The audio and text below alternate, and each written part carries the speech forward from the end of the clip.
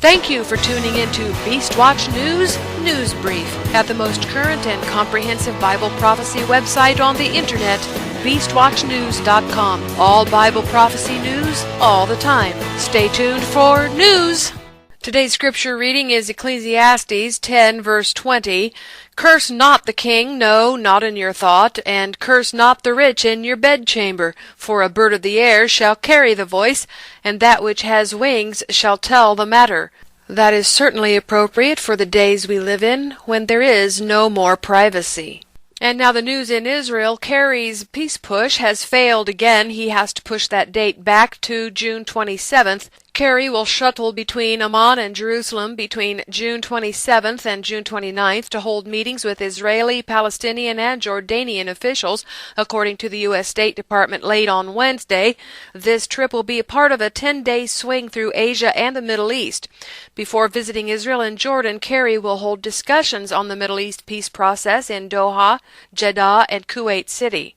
Prime Minister Netanyahu has said that he is now willing to negotiate with the Palestinians without any preconditions, and he wishes the PA would come along with that idea too. But the Palestinians yesterday toughened their line on Israel talks. They have demanded a construction freeze before any negotiations can proceed. Who knew that the Palestinian leaders are both blind and deaf? Apparently they have not heard or seen the headlines of Israeli Housing Minister Uri Ariel announcing on Tuesday an indefinite freeze on settlement construction in the West Bank and East Jerusalem. The United Nations human rights body has accused Israeli forces on Thursday of mistreating Palestinian children, including by torturing those in custody and using others as human shields. Meanwhile, Hamas has announced that 100,000 of its children will be training at military camps in their territory this summer. UN, we await your condemnation. In Syria, a mortar shell from Syria struck the Israeli-occupied Golan. There was no damage or injuries, and the soldiers conducted a sweep in the area of the blast, according to an Israeli military spokeswoman on Thursday.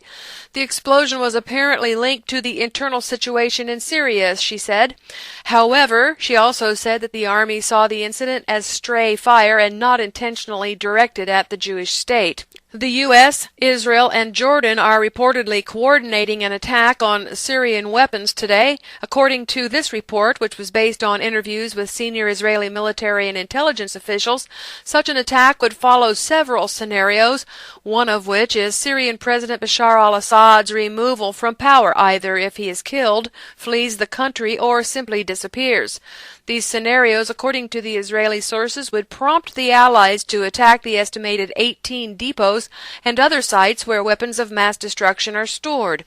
Search and destroy operations would also reportedly be called into action if the weapons appeared to be on the cusp of falling into the hands of Islamist rebels. The first delivery of heavy weapons has arrived on Syria's front lines following Obama's decision to put Western military might behind the official opposition. Rebels have reported to the British Daily Telegraph on Wednesday that they received the weapons, but this has raised fear in Israel that the weapons could eventually be used against Israel. But the United States says that limited U.S. arms to Syria are unlikely to harm Israel. In response to the buildup of the Syrian rebels, Russian marine and air power is heading for Syria in order to defend Russian citizens, it says, and Russia has stated that it will now fulfill Syria's missile system contract. Under U.S. and world economy, stocks accelerated their sell-off in the final hour of trading to end near-session lows on Wednesday after the Federal Reserve said it will maintain its bond-buying program, though Chairman Bernanke hinted that the FOMC plans to moderate purchases later this year. Obamacare is behind schedule as the October 1st rollout nears. The central feature of Obamacare, which is getting the uninsured to sign up for health insurance, is due to start on October 1st, which is less than 4 months away. But both the federal and state governments are behind in their preparations, according to this report. Local governments are said to be reeling under the weight of Obamacare costs, so they are shifting their full-timers to part-time in order to avoid having to pay for Obamacare. Under White House news, the FBI director has admitted using domestic drones in the United States for surveillance. Robert Mueller, the director of the FBI, confirmed to lawmakers that it owns several unmanned aerial vehicles, but has not adopted any strict policies or guidelines yet to govern the use of the controversial aircraft, so no rules.